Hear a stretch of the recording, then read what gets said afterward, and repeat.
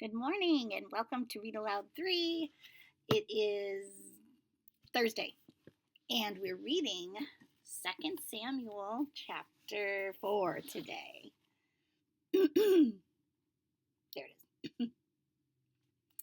When Ishbosheth, son of Saul, heard that Abner had died in Hebron, he lost courage and all Israel became alarmed. Now Saul's son had two men who were leaders of raiding bands.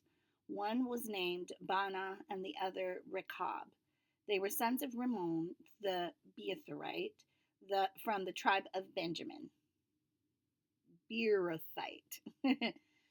Beeroth is considered part of Benjamin because the people of Beeroth fled to Gittaim and have resided there as foreigners to this day. Jonathan, son of Saul, had a son who was lame in both feet. He was 5 years old when the news about Saul and Jonathan came from Jezreel. His nurse picked him up and fled, but as she hurried to leave, he fell and became disabled. His name was Mephibosheth. I really did that. Mephibosheth. Like, I know this one, but got started a little too quickly. Now, Rechab and Baanah, the sons of Rimmon, I can remember Rimmon because that's my brother's name. It's spelled a little different, but the Beerothite set out for the house of Ishbosheth, and they arrived there in the heat of the day while he was taking his noonday rest. They went into the inner part of the house as if to get some wheat, and they stabbed him in the stomach. Did I read this yesterday?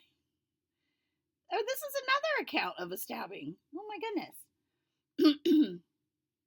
Then Rechab and his brother Baanah slipped away. They had gone into the house while he was lying on the bed in his bedroom. After they stabbed and killed him, they cut off his head, taking it with them. They traveled all night by way of the Arabah. They brought the head to Ishbosheth, of Ishbosheth to David at Hebron, and said to the king, "Here's the head of Ishbosheth, son of Saul, your enemy, who tried to kill you. This day the Lord has avenged my lord the king against Saul and his offspring." David answered Rechab and his brother Baanah, the sons of Rimmon the Beerothite. Can you guess how David's going to respond? "As surely as the Lord lives, who has delivered me out of every trouble." Let's see. When someone told me Saul is dead and thought he was bringing good news, I seized him and put him to death in Ziklag. That was the reward I gave for his news. That was, oh, sorry. That's what I was thinking. How much more when wicked men have killed an innocent man in his own house and on his own bed, should I not now demand his blood from your hand and rid the earth of you? So David gave an order to his men, and they killed them. They cut off their hands and feet and hung the bodies by the pool in Hebron. And that sounds like a way that they, carried out this punishment, because it sounds familiar. But they took the head of Ishbosheth and buried it in Abner's tomb at Hebron. So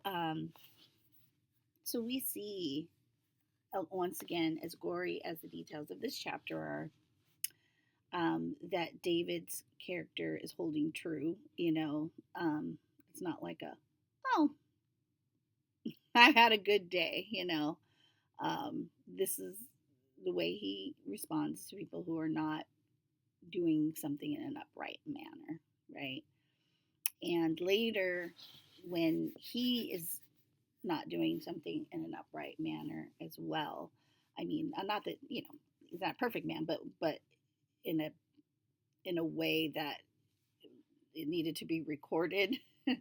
um, yeah, he had then has to and does own up to how his consequence uh, for such a deed, because um, I think he and even when the prophet comes to him, this is a little bit of a preview, and tells him a parable or a story. And at first, he doesn't recognize. And in fact, I don't think he recognizes his own actions, and isn't that human? And sometimes we don't see it in our own selves as much as we see it in others. So, but but the important part is when you do see it, that you repent and you accept what the wrong done is and turn from that in a way that's not, dodging or justifying, um, and being true to that standard that really builds your character, like I think it is in David. It's like, this is the standard. This is what happens when somebody, you know, does not do the righteous thing in the situation, but rather does the wicked thing. Um, Especially when it has to do with someone else's life, and these great grave consequences follow. Someone else's, uh, yeah, literal life, like them being put to death or something as extreme as that. So let us remember that as we go about our day, that we're building our character too. God is giving us opportunities, and let's be consistent. Okay? So until tomorrow, be blessed.